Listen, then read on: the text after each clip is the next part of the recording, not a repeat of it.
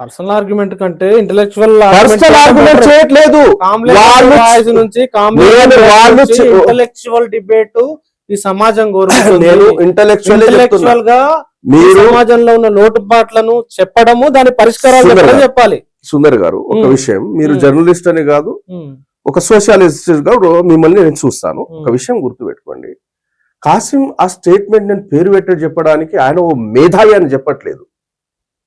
అటువంటి స్టేట్మెంట్ చేత మాదిగ ప్రజలు, అమాయకులు ప్రభావితం అవుతున్నారు కాబట్టి ఆ వయసు ఇచ్చిన. ఇది ఇంటెలెక్చువల్ డిబేటే.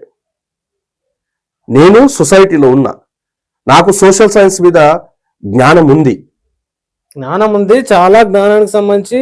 అతని స్టేట్మెంట్ అమాయక మాదిగ ప్రజలు అతని స్టేట్మెంట్ ద్వారా అన్కాన్స్టిట్యూషనల్ విషయాన్ని నెత్తి మీద మోసుకొని ఉద్యమాలు చేస్తున్నారు కాబట్టి ఆ విషయం చెప్తున్నా. ఆయన పెద్ద మేధావి అని చెప్పట్లా నేను.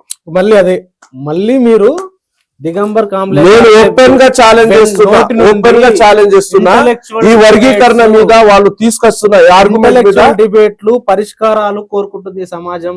నేను పరిష్కారం వైపే మాట్లాడుతున్నా. కవులకు అవార్డులు ఇచ్చిండ్రు. దేశ దౌర్భాగ్యం ఏమిటంటే, జయరాజ్ అన్న ఒక కులం మీద పనిచేయంగా చూశారా? ఆయన ఎప్పుడు కులం లేదు. గద్దరన్న చూశారా? కోరెటి వెంకన్న చూశారా? గూడ అంజయ్యను చూశారా? ఎంత విద్వేషం అండి ఈయన మనసులో. వాళ్ళ కులం ఆపాదిస్తాడు, వాళ్ళకి ఇవ్వడం నాకు వ్యతిరేకత కాదు. మళ్ళీ చూడండి ఎంత నటన. వాళ్ళు ఇవ్వడం నాకు ఆబ్జెక్షన్ కాదు, కానీ అట్ ద సేమ్ టైం మాదిగలకు కూడా ఇచ్చేది ఉండే. పాపం అందశ్రీకి ఆయన మాదిగలు కాదంటాడు. ఎంత విచిత్ర మానవుడినా ఈ సమాజంలో. డిబేట్ కాదు, నేనేమంటున్నా, ఇలాంటి వాతావరణం ఉన్నప్పుడు తప్పకుండా మీరు మాట్లాడుతున్నారు, అక్కడ సైడ్ నుంచి నేనేమంటున్నా, మీ ఆర్గ్యుమెంట్ రెండు కులాలు కూర్చొని చేసేదైతే నేను డెఫినెట్ గా అదే స్థాయిలో మాట్లాడడానికి ప్రయత్నం చేస్తా. మీరు ప్రెస్ మీట్ పెట్టి మరి ఎంత రెచ్చగొడుతున్నారు. విశ్వ మానవులు వాళ్ళు, పీడిత కులాల గొంతుకనైనటువంటి వాళ్ళు. గదరన్న తన ఊపిరి ఉన్నంత వరకు పీడిత కులాల హక్కుల గురించి పోరాటం చేసిండు. మీరు అతని కులం అంట కడతారా?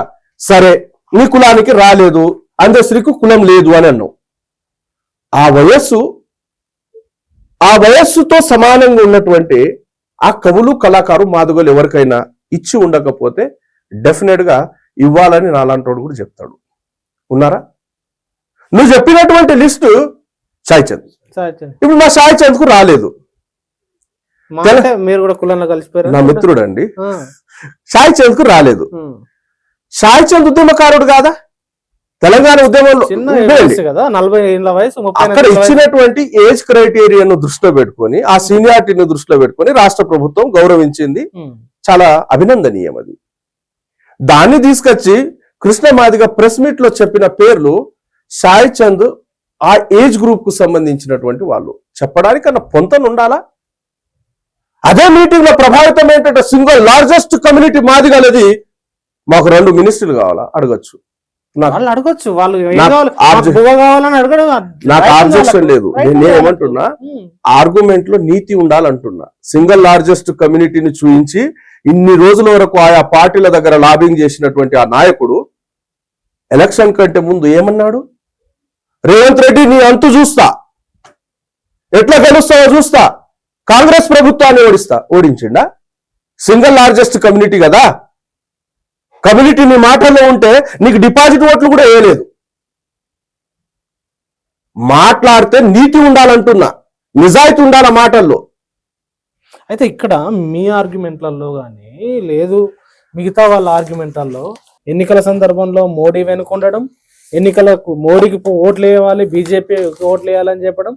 రెండో పాయింట్, ఈ సమయంలో కాదు, తీర్పు సందర్భంగా కూడా మోడీకి సంబంధించిన క్రెడిట్ ఇవ్వడానికి పెద్ద ఎత్తున ఆ విషయాలు ఎందుకు ఎన్నికల సమయం కాదు. నేను ప్రత్యేక విషయాలు చెప్పడానికి రీజన్ ఏంటంటే, నేను క్లియర్ గా ఆర్ఎస్ఎస్ లీక్ అయినటువంటి ఆ రహస్య పత్రము, దాంట్లో తీసుకొచ్చిన 2 పాయింట్లు కృష్ణ మాదిగ మోసుకొచ్చింది 30 సంవత్సరాల్లో నేను స్పష్టంగా చూపించిన. ఇంకా 2 పాయింట్లు ఉన్నాయి ఆయన మోసుకొచ్చినాయి. ముస్లిం మరియు అంబేద్కరిస్టులకు వ్యతిరేకంగా సవర్ణులు కానటువంటి హిందువులతో పోరాడే విధంగా ప్రేరేపితం చేయాలి. మళ్ళీ చదవండి. ముస్లిం మరియు అంబేద్కరిస్టులకు వ్యతిరేకంగా సవర్ణులు కానటువంటి వాళ్ళు అంటే శూద్రులు RSS చెప్పింది అది. ఎస్, నేను అందుకే చెప్తున్నా. లోక్మత్ సమాచార్ 22 జనవరి 1994 లో ప్రింట్ అయింది. అది మీకు తెలుగు ప్రజలకు అది అర్థం కావాలంటే మడి విప్పిన చరిత్ర బ్రజరంజన్ ముని రాసింది, పేజ్ నంబర్ 254 లో ఆయన ప్రింట్ చేశాడు. దాన్ని సేమ్ యాజ్ ఇట్ ఈస్ గా ప్రింట్ చేశాడు.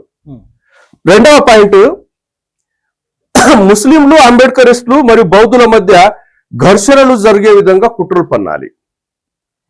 ఇప్పుడు కృష్ణమాదిగ ఘర్షణల వాతావరణమే నెలకొల్పాడు.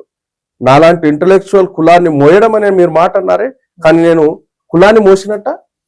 సుప్రీంకోర్టు రాజ్యాంగానికి వ్యతిరేకంగా ఇచ్చినటువంటి ఆ జడ్జిమెంట్ ను వ్యతిరేకిస్తూ జరిగిన సభ, అది మాలల సభ కాదు.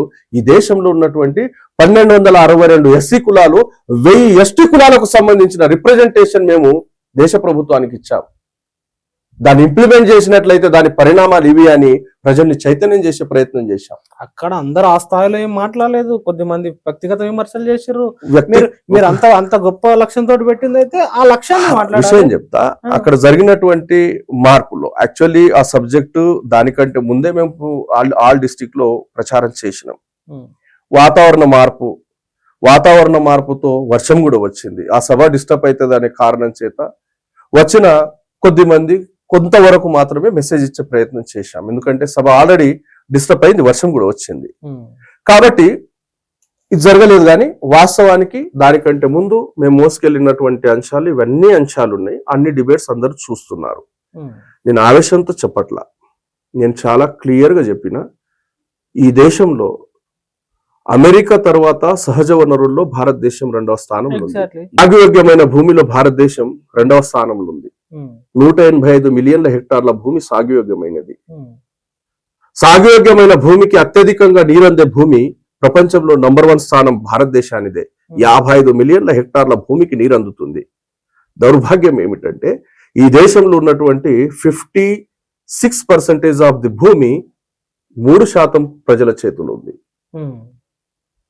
ఆ భూ పోరాటంలో భూమి లేని వారి భాగస్వామ్యం ఉంది. బాబాసాహెబ్ స్థాపించిన RPI పార్టీ ఆధ్వర్యంలో ఆ పోరాటం జరిగింది. ఆ పోరాటం తర్వాతనే RSS 1965 ఈ ప్రాంతంలో 65-66 ఈ ప్రాంతంలో dead Ambedkar is more dangerous than live Ambedkar అనే ఒక నినాదం ఇచ్చి ఆ డెడ్ అంబేద్కర్ ను మోస్తున్నటువంటి అంబేద్కర్ జనాన్ని నిర్వీర్యం చేయడానికి కృష్ణమాదిగ లాంటి ఏజెంట్లను తయారు చేసి ఆయా రాష్ట్రాల్లో రకరకాల కులాల ఈక్వేషన్ తో ఆ కులాల మధ్య ఉన్న సామరస్యతను దెబ్బగొట్టి కులాలను బలపరుస్తూ బాబాసాహెబ్కు అవమానించే విధంగా మరో నాయకుల్ని తీసుకొస్తూ రకరకాల హోమర్స్ జరిగిన ఈ రాష్ట్రాల్లో నేనేమంటున్నానంటే దేశంలో ఉన్నటువంటి సహజ వనరులు దోచుకునేది ఒక్కడు. దేశం ప్రజాస్వామ్యానికి కావలసిన పునాది ఏవైతే ఉన్నదో అది జ్యుడిషియల్ సిస్టమ్ అయినా, పార్లమెంట్ సిస్టమ్ అయినా, అడ్మినిస్ట్రేటివ్ సిస్టమ్ అయినా 80% ఆఫ్ ది బ్రాహ్మిన్ కమ్యూనిటీ ఉంటుంది. దేశ వనరులు ఒక వర్గం ప్రజలు దాదాపు ఈ దేశం యొక్క మొత్తం ఆర్థిక ఆదాయం 42 మంది చేతులు ఉంది. దీని మీద మాట్లాడే ఇతను నేను ఆల్రెడీ అనేక వేదికల మీద మాట్లాడుతున్నా. నేను ఇప్పుడు కూడా అంటున్నా, ఉన్నటువంటి 0.5% రిజర్వేషన్ 0.5 అనేది జనరల్. ఇప్పుడు 10% ఈడబ్ల్యూఎస్ కు రాజ్యాంగానికి వ్యతిరేకంగా ఇచ్చిండ్రు. అది రాజ్యాంగ స్ఫూర్తికి వ్యతిరేకమే. ఈ 0.5% లో అన్ని రకాల ఇంప్లిమెంటేషన్ జరుగుతాయి. 15% అన్ని పబ్లిక్ సెక్టార్ లో రిజర్వేషన్ ఇంప్లిమెంట్ అయితే ఈ గొడవ రాదు. ఉన్న 1931 లెక్కల ప్రకారం 15% ఉన్నాం. 15% ఇచ్చిండ్రు. రమ్మనండి, మాదిగ ఇంటలెక్చువల్స్ రమ్మనండి. ఇప్పుడు 22% రిజర్వేషన్ కొరకు పోరాటం చేద్దాం. రిజర్వేషన్ల కొరకు పోరాటం కాదు, క్యాబినెట్ లో 22% మా వాటా ఉండాలని పోరాటం చేద్దాం. జ్యుడిషియల్లో 22% మా వాటాలు ఉండాలని పోరాటం చేద్దాం. ఈ దేశంలో ఉన్న ఈ రాష్ట్రంలో ఉన్నటువంటి భూమిలో 22% మా కులాలకు దక్కాలని పోరాటం చేద్దాం. ఈ నేటి వరకు అంటరానితనం కొనసాగుతుంది, దాని మీద పోరాటం చేద్దాం. నేటి వరకు క్యాస్ట్ అట్రాసిటీస్ జరుగుతున్నాయి, దాని మీద పోరాటం చేద్దాం. ఎవరు కాదన్నారు? అన్ని డిపార్ట్మెంట్స్ లో పూర్తి స్థాయిలో రిజర్వేషన్ ఇంప్లిమెంట్ అవ్వడానికి ఉన్న అవకాశాలను ఇది 2 కులాలు కలిసి పోరాటం చేద్దాం, రమ్మనండి, నేను రెడీ. 22% పెంచి మొత్తాన్ని ఇంప్లిమెంట్ చేస్తే వర్గీకరణ గొడవనే లేదు. ఎందుకంటే మొత్తం ఎస్సీ కులాలు ఇప్పుడు తెలంగాణ 10 జిల్లాలో 34 ఎస్సీ కులాలు ఉంటే 34 ఎస్సీ కులాలకు అన్ని డిపార్ట్మెంట్ లో 15% రిజర్వేషన్ ఫుల్ఫిల్ అయితే చదువుకున్న వాళ్ళు అందరికీ జాబ్ వస్తుంది. దాని డాక్యుమెంట్ కూడా ఉంది నా దగ్గర. అందరికి జాబ్ వచ్చేంత ఉంటుందా? 100% వస్తుంది. 2.5 లక్షల బ్యాక్లాగ్ ఉద్యోగాలు కేవలం కృష్ణమాది వల్ల లాస్ అయినామని చెప్తున్నా. అది RSS ఇచ్చిన రహస్య డాక్యుమెంట్ లో SC ST బ్యాక్లాగ్ పోస్టులు భర్తీ కాకుండా జాగ్రత్త తీసుకోవాలి. కృష్ణమాదిగా 94 నోటి ద్వారా 2.5 లక్షలు అనగా 2.5 లక్షలు అయిపోతాయా? దానికి 94 నుండి నేటి వరకు మొత్తం లెక్క తీయండి. లెక్క తీసిరా? మీరు తీయకుండా మాట్లాడరు. 100% లెక్క అనాలిసిస్ చేసిన తర్వాత చెప్పిన డాక్యుమెంట్ కూడా ఇస్తా. నెక్స్ట్ ఇంటర్వ్యూలో ఆ డాక్యుమెంట్ పట్టుకుని వస్తా. ఏ కారణం చేత ఎన్ని ఉద్యోగాలు ఏ విధంగా నష్టపోయినాం అనేది డాక్యుమెంట్ ఇస్తా నేను. అది ఒకటే కాదండి, నేనేమంటున్నా, 2 కులాల మధ్య సామరస్యత పెరగాలంటే ఈ ప్రశ్నకు సమాధానం కావాలి. ఈ ప్రశ్నకు సమాధానం నా దగ్గర లేదు, మాల ప్రజల దగ్గర లేదు.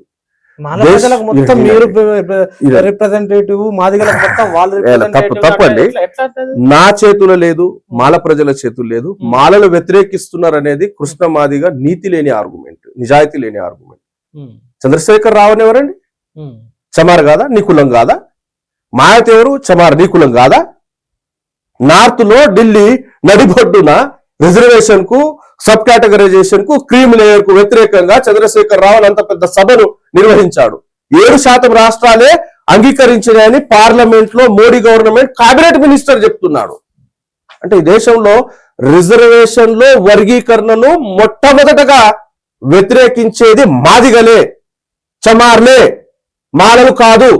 మాలలు వ్యతిరేకించిన అది ఆగదు, చేస్తా అన్న జరగదు. సింపుల్. ఎందుకంటే ఎందుకు జనాల మధ్య ఘర్షణ వాతావరణం? ఇక్కడ మీరు ఒక విషయం అర్థమైతే లేదు.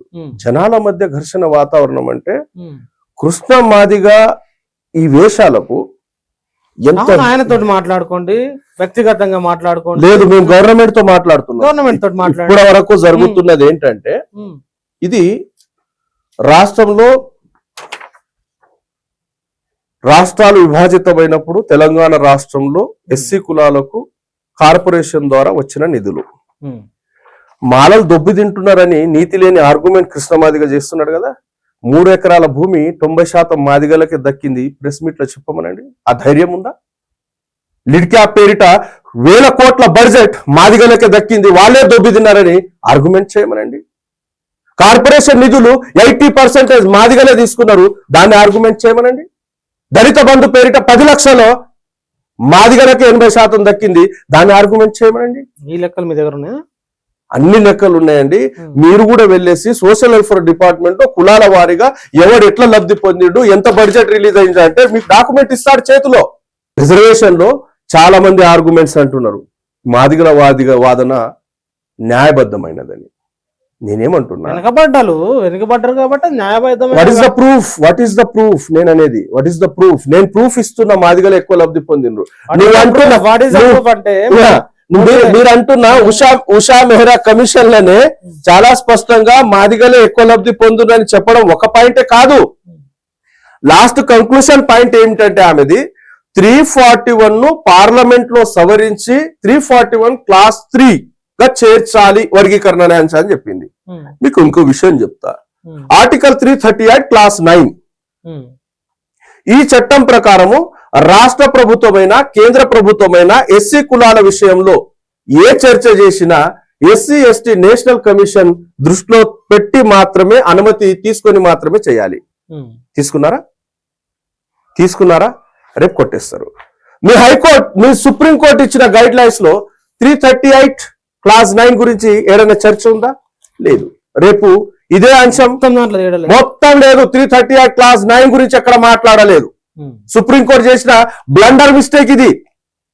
దీన్ని బేసిస్ చేసుకొని రేపు కోర్టుకు పోతే జాతీయ ఎస్సీ కమిషన్ అనుమతి తీసుకోకుండా మీరు చేయరాదని రేపు సుప్రీంకోర్టు దీన్ని కొట్టేదా? దీని శాశ్వత పరిష్కారం మాలల దగ్గర లేదు.